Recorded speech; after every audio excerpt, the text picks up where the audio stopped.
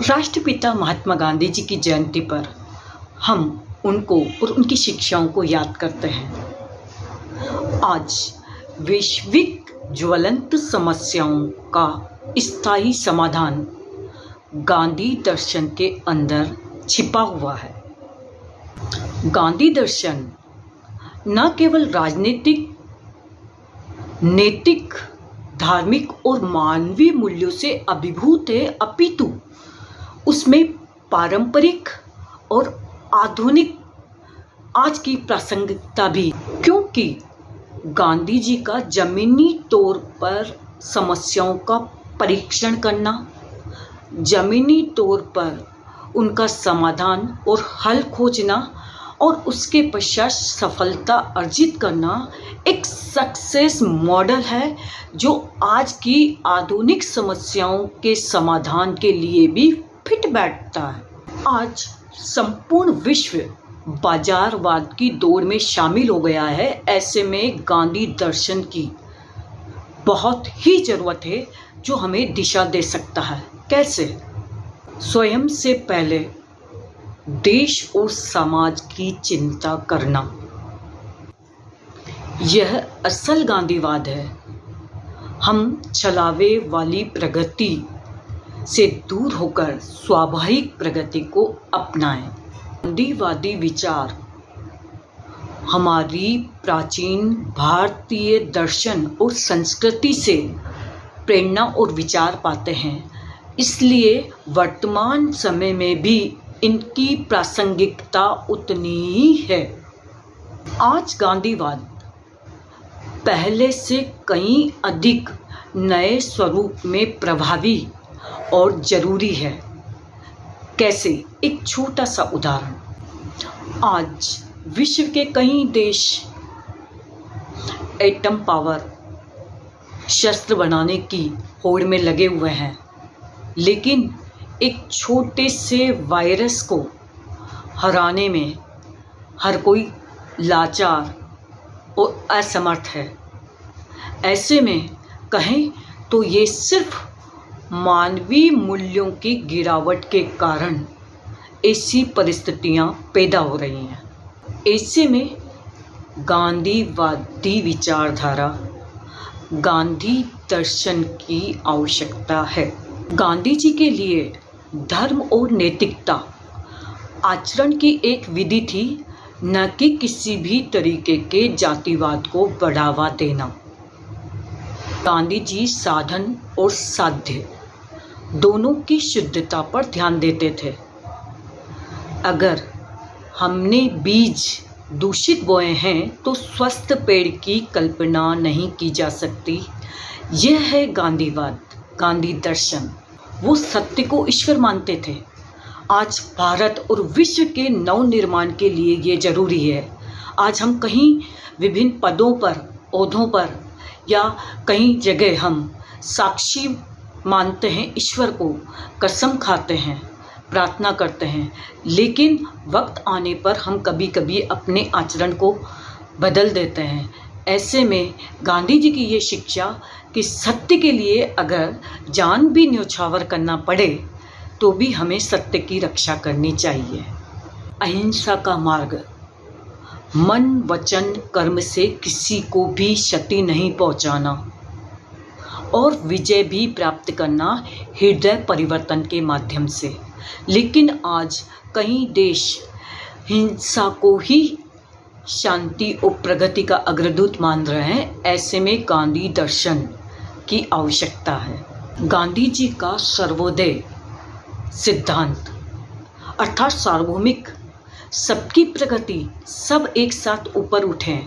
ऐसे में जो भेदभाव की दुनिया आज कायम हो रखी है, उन सब भेदभाव के कारण पूरे देश में अव्यवस्था का माहौल है।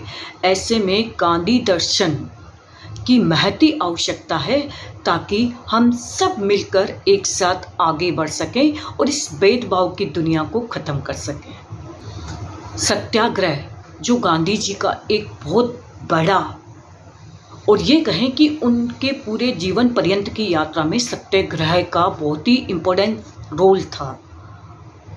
किसी भी तरीके का उत्पीड़न, शोषण, अन्याय के खिलाफ आवाज़ उठाने का उनका तरीका कि बिना किसी व्यवस्था से छेड़छाड़ किए, किसी को नुकसान किए, इस तरीके से निष्क्रिय आंदोलन किया जाए जिसमें हम लोगों के हृदय को परिवर्तित करें और उनकी विचारधारा को बदलें।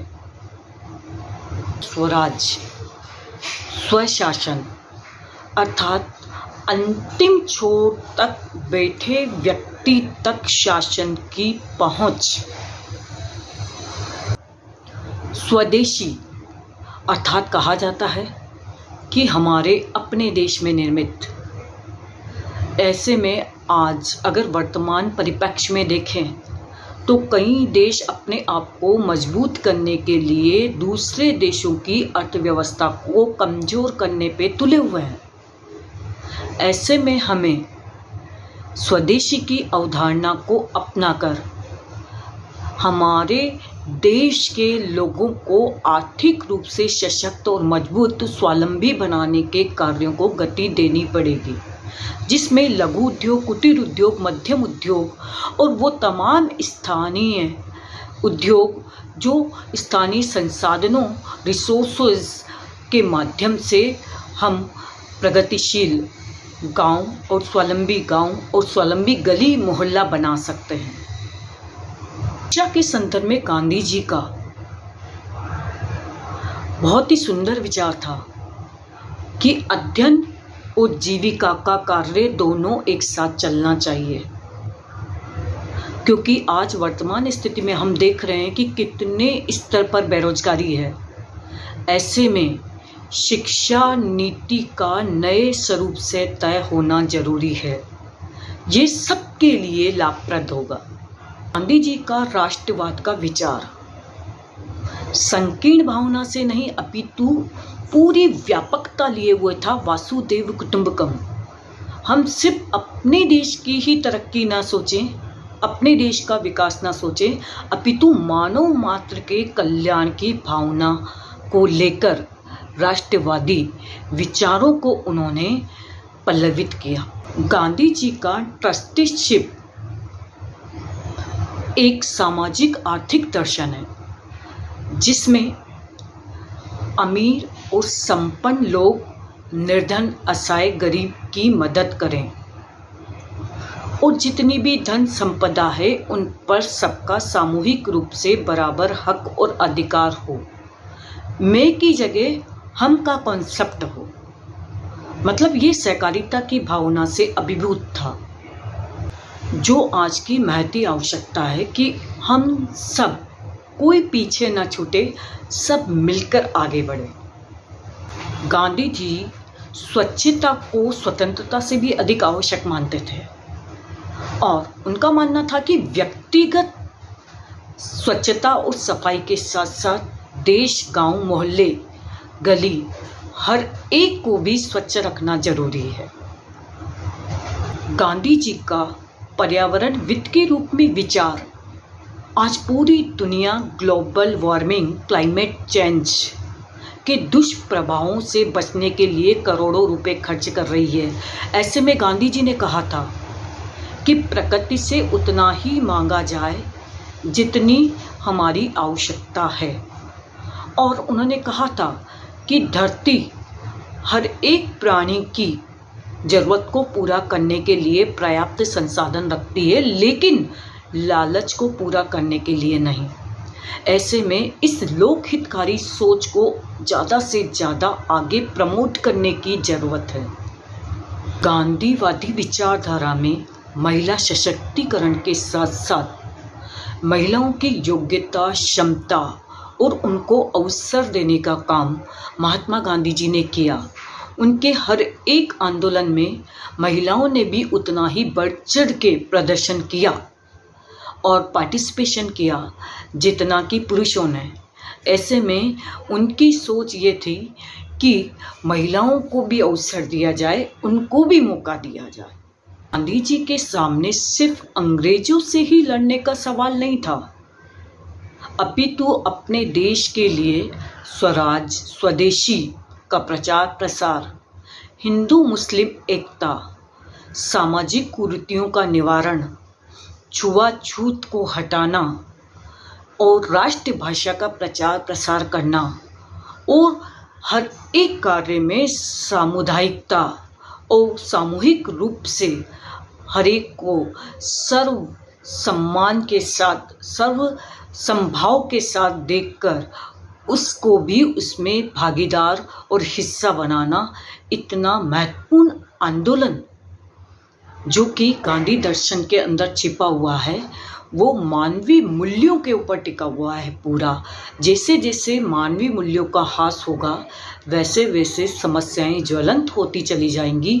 तो हमें आज गांधी दर्शन के अंदर कई समस्याओं के समाधान, हल दिखाई देते हैं। आज के युवाओं को पढ़ना चाहिए, अध्ययन करना चाहिए, तद अनुरूप अपनी योजना बनाएं कि हम कहाँ पर क्या बेहतर कर सकते हैं। संत टॉलस्टॉय ने गांधी जी को दीनबंधु नाम दिया था, जो असहाय, निर्धन, पतित पावन, गरीब, पिछड़े हर एक को समभाव की दृष्टि से देखते थे और सभी के विकास और कल्याण के लिए कार्य करते थे और सोचते थे। ऐसे में उनकी राजनीति शोषण से मुक्त थी। राजनीति भी उनके लिए सेवा का एक माध्यम था, जो आज के युवाओं को समझने की ज़रूरत है।